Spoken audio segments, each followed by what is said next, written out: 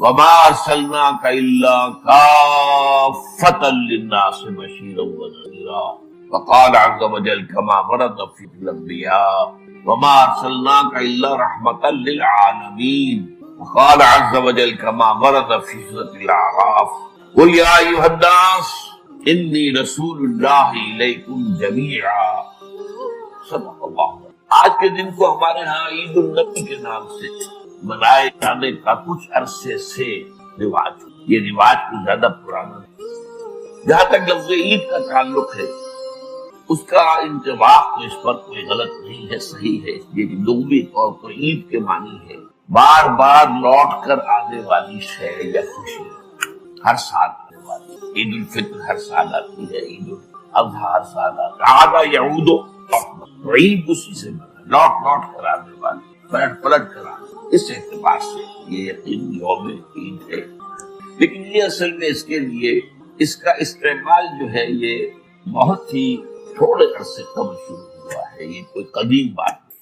اول تو یہ کہ حضور کی ولادت جو ہے 12 ربیع الاول متفق علیہ نہیں، حضور کی ولادت کی تاریخ طے نہیں ہے۔ مہینہ تو طے ہے کہ ربیع الاول تھا، اس میں کسی شک و شبہ کی گنجائش، لیکن تاریخ متفق علیہ نہیں۔ بلکہ میرے نزدیک اس سلسلے میں قاضی سلیمان سلمان منصور پوری رحمۃ اللہ علیہ، جو ایک بڑی عظیم کتاب کے مصنف ہے، اگرچہ وہ اتنی مشہور نہیں ہو سکی جتنے کہ مولانا شبلی کی رحمۃ للعالمین مشہور ہوئی ہے، لیکن بہت سے اعتبارات سے مولانا شبلی کی کتاب سے وہ بہت بڑھ کر ہے، بہت اونچی علمی اعتبار سے اس کا مقام بلند تر ہے، رحمۃ للعالمین کی۔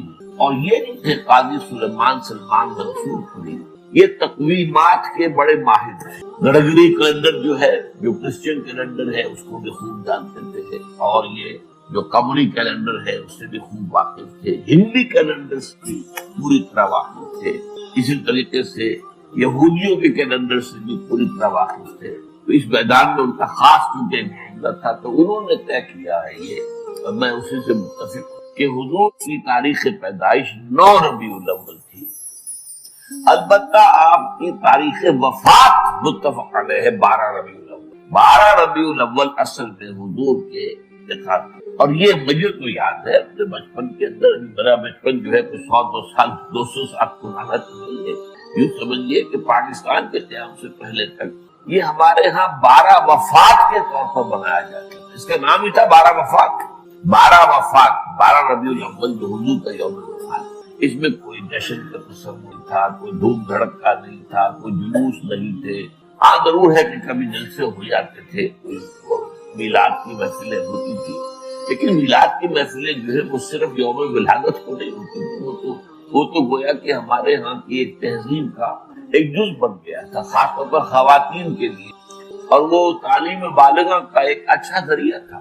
وہ اس دن کیا کرتے تھے کہ کھانا پکا کر بڑے پیمانے پر غریبوں کو کھلایا جائے، بس یہ اس کی ایک جو تھی وہ صورت تھی۔ باقی یہ کہ اس کے علاوہ کوئی دھوم دھڑکا اور کوئی اس کو عید قرار دینا جو ہے موجود۔ اس اعتبار سے غور کیا جائے ہمارے لیے ان چیزوں میں سوچنے کا ایک ہے مقام ہے کہ کچھ چیزیں، البتہ یہ کہا گیا ہے، میں اس پہ یقین سے نہیں کہہ سکتا کہ اس کی جو ایجاد کی گئی ہے عید میلاد النبی کی حیثیت سے، ان کے موجد جو ہے مولانا احمد رضا خان پرے، اس کی وجہ کیا تھی؟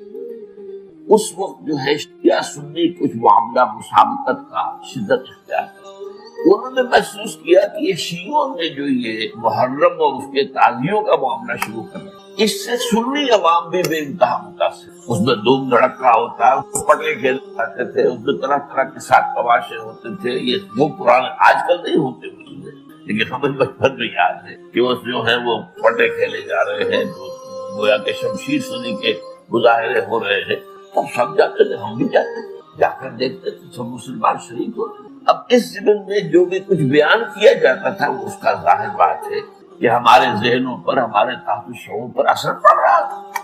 تو یہ جو ہے اس کا ایک دعویٰ کرنے کے لیے کہ اس کا علاج ہم سنی بھی کریں، تو کوئی ایسی ہی چیز ہونی چاہیے جو لوگوں کی دلچسپی کا ذریعہ بن جائے، موجب بن جائے، اور لوگ اس کے اندر ذوق اور ذوق شریک ہوں۔ تو یہ میلاد النبی کے جلوس جو ہیں، ان کے موجد جو ہے مولانا احمد رضا خان پرے۔ بہرحال یہ بات تو میں نے ایک ٹیکنیکل انداز سے آپ سے کہی ہے. بہرحال یہ دن خوشی کا دن ہے، ولادت کا دن ہے اور وفات کا دن ہے، تو یہ حضور کے لیے اصل میں تو یہ دن ہونا چاہیے شکرانے کا دن، اس لیے کہ ہماری عیدوں کے ساتھ لفظ شکر آتا ہے قرآن. عید الفطر کا ذکر ہے سورہ بقرہ میں، لِتُكَبِّرُوا اللَّهَ عَلَى مَا هَدَاكُمْ وَلَعَلَّكُمْ تَشْكُرُونَ، اور عید الاضحیٰ کا ذکر ہے كَذَلِكَ سَخَّرَهَا لَكُمْ لِتُكَبِّرُوا اللَّهَ عَلَى مَا هَدَاكُمْ وَلَعَلَّكُمْ تَشْكُرُونَ.